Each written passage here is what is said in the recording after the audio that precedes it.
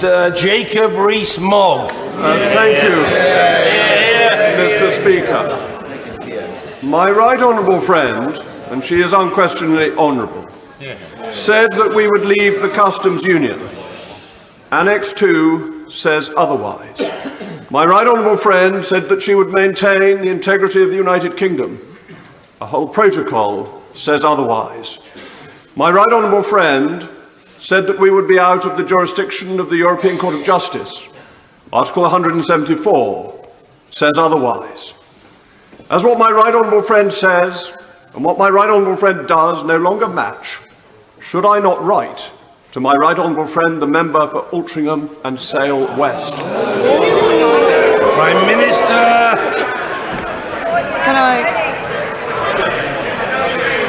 Can I say to my honourable friend, can I say to my honourable friend, we will indeed, he has referred to the articles that relate to the protocol in the withdrawal agreement.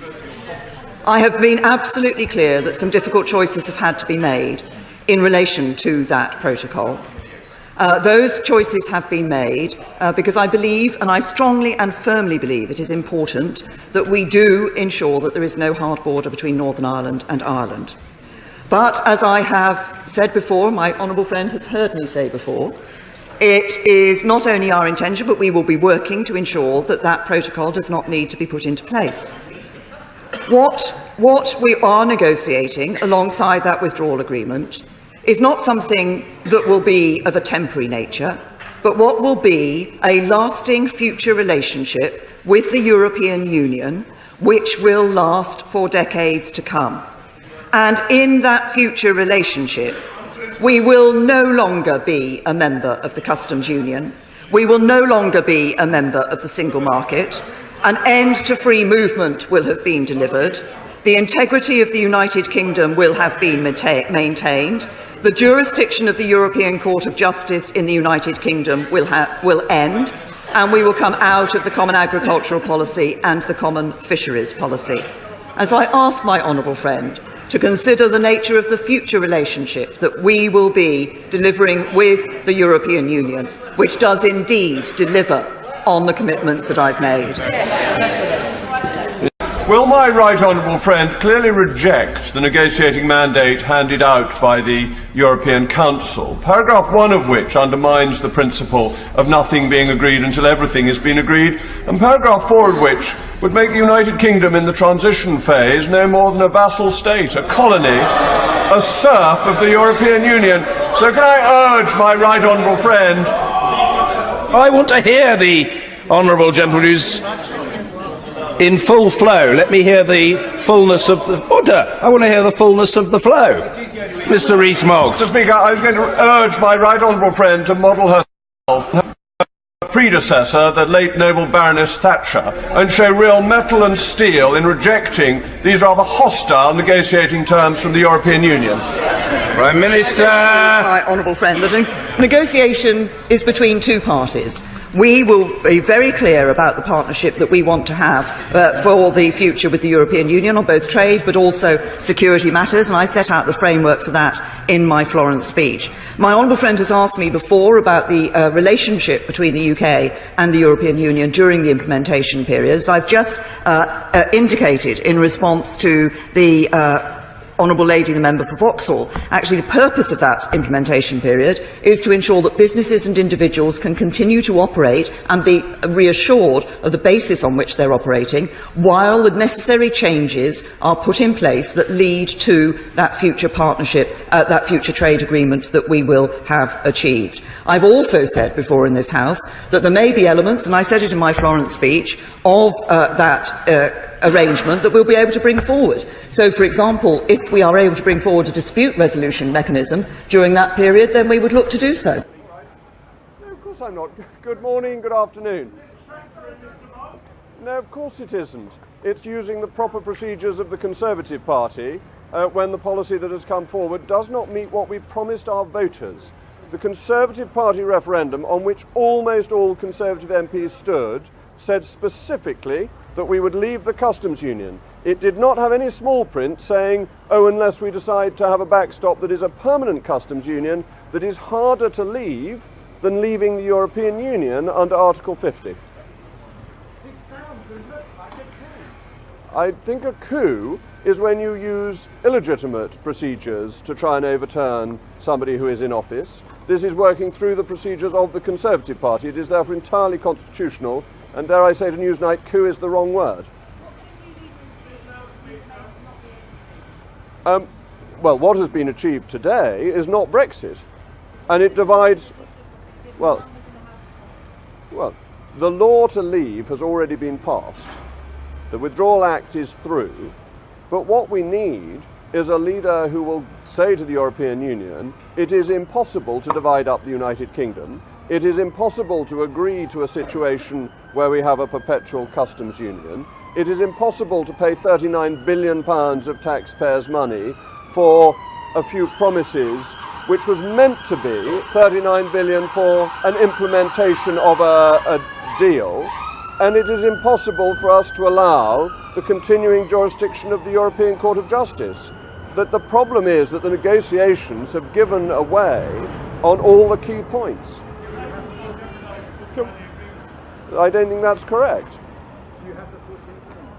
We'll have to wait and see. Laura, please.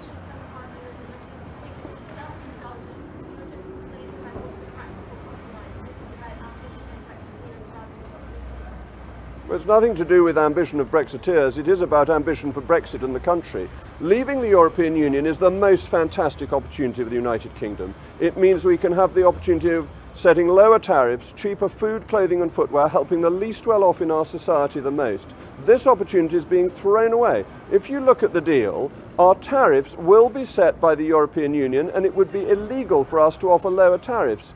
This is not Brexit. This is a failure of government policy. It needs to be rejected. This is nothing to do with personal ambition. Jacob, would you make a better leader than Theresa May? Ms. Ginsburg is speaking. Laura, no, we'll move. Sorry. Well, the deal risks Brexit because it's not a proper Brexit, and the Withdrawal Act is in place, and therefore the law is already there for us to leave. But we've got a question from a gentleman from the Times. Would you make a better leader than Theresa May? I'm not offering my name as leader. This is nothing to do. This is nothing to do with me. This is about not having confidence in the current leader and believing that the deal simply does not work. Hang on, Andy Bell, please.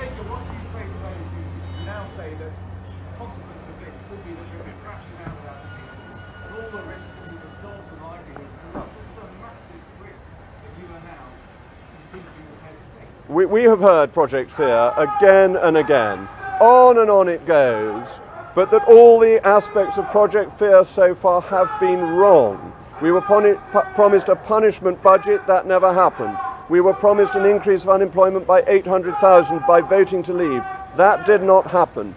We trade with other countries on World Trade Organization rules. It takes 6 seconds for goods to be cleared at Southampton.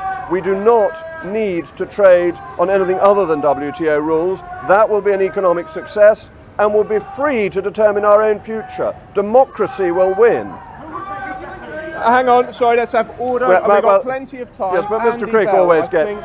Oh, you want to know? You've had a go. Mr. Crick. Who would make a better leader than Mrs. The Conservative Party is lucky to be full of talent, and there are many, many people. You asked me that on the stairs coming down, and we... OK, well, who do you want me to start with? You've got Boris Johnson and David Davis, and you've got Dominic Raab and Esther McVeigh, you've got Penny Mordaunt. You have streams of talent within the Conservative Party who would be very capable of leading a proper Brexit. Jacob, 1, 2, 3. Oh, we've got to have the Telegraph.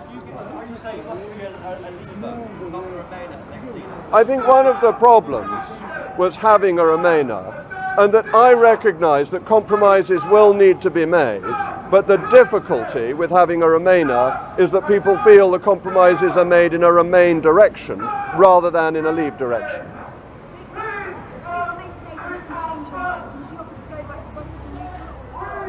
Oh, it's too late.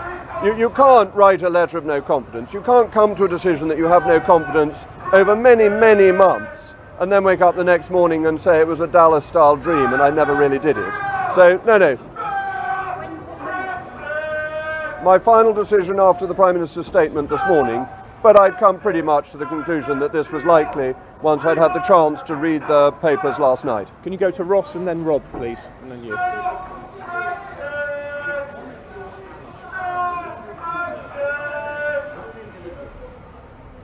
Well, the first thing to do is to go back to Brussels and say, look, the option now is that we leave under the laws that we have already passed without any deal at all.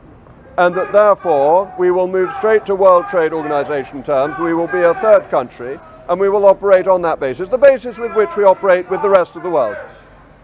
Bear in mind, only 7% of the world's population lives in the European Union, so our dealings with the rest of the world are very important. But I think it would be sensible to make a generous offer to the EU, a generous offer on EU nationals' rights in this country, on money for a transition implementation period. So I think there are things that could be offered and it would be wise to offer. Rob, please. So to follow up on that, why is the EU going to give you a deal, or whoever your new leader is, a deal that they wouldn't give to Theresa May, that they wouldn't give to Dominic Raab, they wouldn't give to David Davis? Well, I don't think Dominic Raab and David Davis had much say in this. I think we know full well so hang that on, it they was were out-negotiated by the person. It was being run by Downing Street. We know that very clearly, and you will remember the machinery of government written ministerial statement that was put out in July that made it quite clear the negotiations were being run from Downing Street in the Cabinet Office. So they weren't in charge of them. We didn't ask for the right things. And we asked for this customs union backstop. The British government asked to tie us into this ridiculous customs union backstop. If you can, speak up just a little bit. This gentleman. Would it be a sign of a lack of support for your position if 48 letters haven't been sent to Graham Brady by the end of today? Not by the end of today, but yes, if nobody else follows, if you lead people and everybody hides in a cupboard, that would not be a great position to be in. That is obviously true. I think the letters will go in, but I'm not giving a time frame. Gentleman here, please. Yep. Who do you think should be the next Brexit secretary? I don't think there's much point in a Brexit secretary when it's all being run from Downing Street.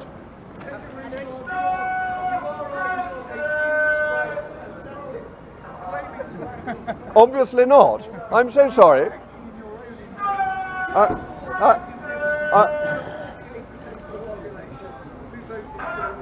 Well.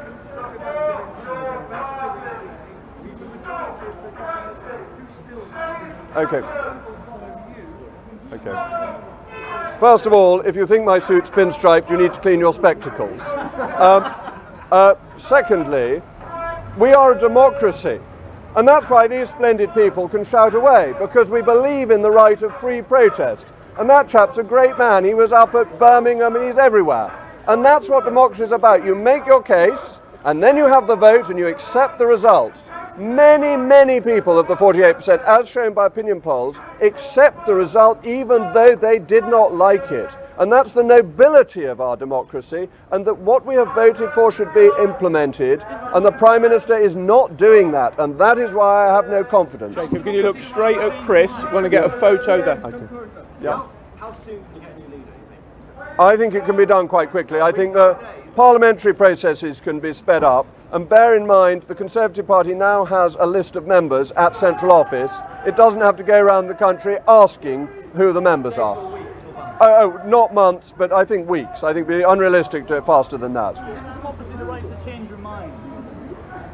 Of course people can change their mind, but how do they indicate they've changed their mind? We have a system. And we know perfectly well that we got this referendum because it was a manifesto commitment in a general election. We then had the referendum, and we then had a general election where both main parties recommitted to implementing the referendum result. So yes, of course, if there were to be a general election and a party were to stand on a platform saying they wanted to reverse the result, that would be democratic. For there to be a cabal, a coup, an attempt to overturn the vote without any of that happening would undermine people's trust and belief in democracy. I think Nick Watt wanted to come in again.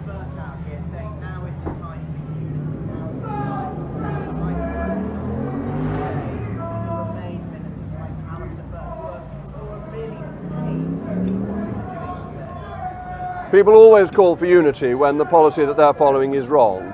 It's the standard patter of Conservatives when they note that there is failure in the air. Are we done? So, ladies and gentlemen, thank you very much. I think what we'll do is I'll come step forward for a couple of questions. Photos. Well, it would show a very large number of people. Would you fall in behind the Prime Minister? No, because You wouldn't accept it. So, guys, can we continue? This is the second Jacob.